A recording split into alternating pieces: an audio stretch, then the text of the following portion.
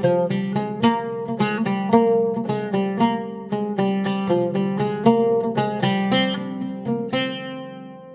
இன்னைக்கு பால் கொழுக்கட்டை எப்படி செய்யறதுன்னு தான் பார்க்க போகிறோம். இது என்னுடைய மோஸ்ட் ஃபேவரட்டான ரெசிபி.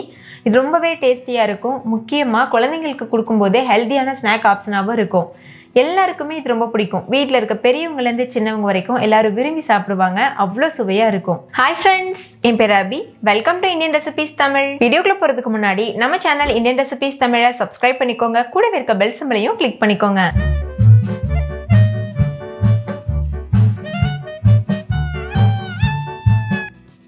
ஃபஸ்ட் இந்த ரெசிபி பண்ணுறதுக்கு ஒரு கடாயில் 2 கப் அளவுக்கு தண்ணி சேர்த்துக்கோங்க. நான் யூஸ் பண்ணியிருக்க கப்போட அளவு வந்து 250 ml அளவு இருக்கும். நீங்கள் மெஷரிங் கப் தான் யூஸ் பண்ணணும்னு இல்லை, வீட்டில் இருக்க கிளாஸு இல்லைன்னா கப் எடுத்துக்கோங்க. அதே கப்பில் நான் சொல்லியிருக்க மற்ற எல்லா பொருட்களும் அளந்துக்கணும். அப்போ தான் ரேஷியோ மிஸ் ஆகாமல் இருக்கும். இப்போ இந்த தண்ணியோட 1 டீஸ்பூன் உப்பு சேர்த்துட்டு 1.5 கப் அளவுக்கு அரிசி மாவு சேர்த்துக்கோங்க. சேர்த்துட்டு ஹை ஃப்ளேமில் வச்சுட்டு நல்லா மிக்ஸ் பண்ணிக்கோங்க. ஒரு நிமிஷத்துக்கு மிக்ஸ் பண்ணதுக்கப்புறமா ஸ்டவ்வை லோ ஃப்ளேமுக்கு மாற்றிக்கோங்க. மாற்றிட்டு இதை நல்லா கலந்துக்கோங்க.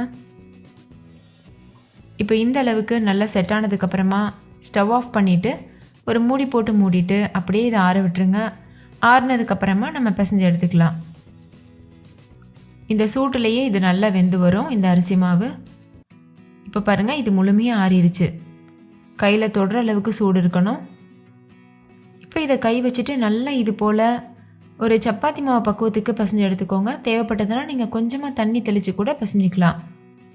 இப்போ பாருங்கள், இந்தளவுக்கு சாஃப்டான மாவு பக்குவத்துக்கு பிசைஞ்சாச்சு.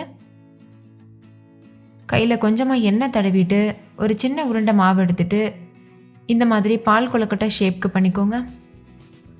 ஃபஸ்ட்டு சின்ன சின்ன மாவாக பிரித்து வச்சுக்கோங்க. அதுக்கப்புறமா நீங்கள் உங்களுக்கு விருப்பமான எந்த ஷேப்க்கு வேணாலும் பால் கொழுக்கட்டை தயார் பண்ணிக்கலாம். நான் இன்றைக்கி ஒரு வித்தியாசமான ஷேப் வந்து உங்களுக்கு சொல்லித்தர போகிறேன்.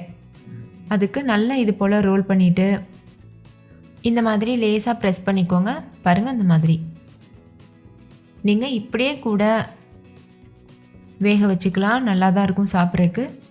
ஆனால் இந்த மாதிரி டிசைன் பண்ணி கொடுத்தோன்னா குழந்தைங்க விருப்பப்பட்டு சாப்பிடுவாங்க. ஒரு ஃபோக்கில் எண்ணெய் அப்ளை பண்ணிவிட்டு இந்த மாதிரி ப்ரெஸ் பண்ணிக்கோங்க. பாருங்கள், பார்க்குறக்கே நல்ல ஒரு அழகான டிசைன் கிடச்சிருக்கு. இதே மாதிரி எல்லா மாவுலையும் நம்ம வந்து ரெடி பண்ணி வச்சிடலாம். இது ரொம்ப ரொம்ப ஈஸி தான்.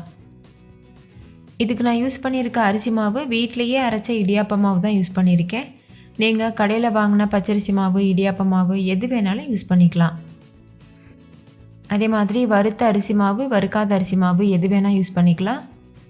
பாருங்கள், இந்த மாதிரி எல்லா மாவுலையும் நான் ப்ரிப்பேர் பண்ணி வச்சுட்டேன்.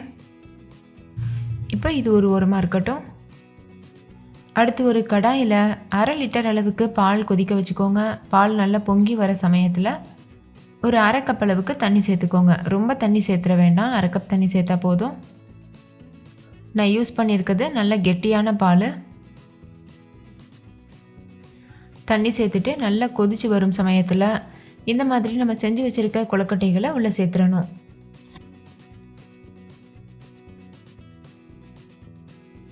இப்போ எல்லா கொழுக்கட்டைகளும் உள்ளே சேர்த்தாச்சு. ரொம்ப ஃபாஸ்ட்டாக கரண்டி வச்சு மிக்ஸ் பண்ணக்கூடாது. லேசாக இந்த மாதிரி எடுத்து விடுங்க போதும்.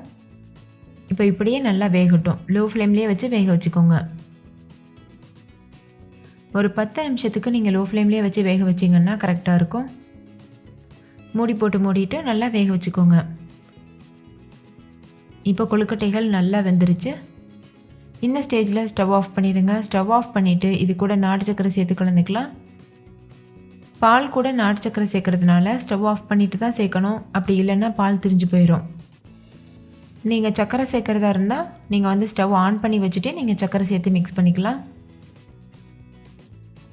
நீங்கள் நாட்டு சக்கரையும் சேர்க்கலாம், அப்படி இல்லைன்னா வெல்லம் கூட சேர்க்கலாம். மண் இல்லாத வெல்லம் பார்த்து யூஸ் பண்ணிக்கோங்க. நான் 1 கப் அளவு நாட்டு சக்கரை சேர்த்து நல்லா கலந்துக்கிறேன். நாட்டு சக்கரை கரையிறது வரைக்கும் நல்லா மிக்ஸ் பண்ணிக்கோங்க. அவ்வளோதான், நாட்டு சக்கரை நல்லா கரைஞ்சிருச்சு. இப்போ நம்ம சர்வ் பண்ணிடலாம். உங்களுக்கு ஏலக்காய் ஃப்ளேவர் பிடிக்கும்னா நீங்கள் ஏலக்காய் தூள் ஃபைனலாக தூவிட்டு கூட சர்வ் பண்ணிக்கலாம். நான் வந்து அப்படியே சிம்பிளாக தான் சர்வ் பண்ண போகிறேன். நீங்களும் உங்கள் வீட்டில் இந்த ஈஸியான டேஸ்டியான பால் கொழுக்கட்டையை செஞ்சு கொடுங்க. வீட்டில் இருக்க எல்லோரும் என்ஜாய் பண்ணி கேட்டு வாங்கி சாப்பிடுவாங்க. ஓகே ஃப்ரெண்ட்ஸ், இந்த பால் கொழுக்கட்டை எல்லாருக்கும் ரொம்ப பிடிச்சிருந்தா லைக் பண்ணுங்கள், உங்கள் ஃப்ரெண்ட்ஸ் கூடயும் ஷேர் பண்ணுங்கள். நீங்களும் வீட்டில் செஞ்சு பார்த்துட்டு டேஸ்ட் எப்படி இருந்ததுன்னு கமெண்ட்டில் சொல்லுங்கள். தேங்க்யூ, பாய்.